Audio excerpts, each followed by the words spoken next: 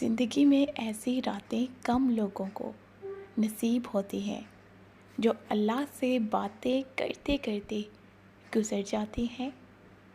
जवाब हमें भले ना ही मिले, लेकिन ये दिल है ना, ये बता देता है सब। जब अल्लाह पाक हमारी तरफ मतवज्जा होते हैं ना, इस वक़्त दिल बहुत पुरसुकून रहता है, बहुत ज़्यादा पुरसुकून।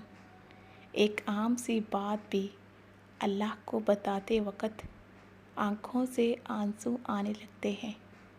ऐसा महसूस होता है कि अल्लाह सुन रहा है, अल्लाह हमें देख रहा है। कुछ भी परेशान करे तो दुआ मांगा करो, दुआएं अल्लाह तक पहुंच जाती हैं। सजदे में गिड़गिड़ा कर रो कर मांगा करो।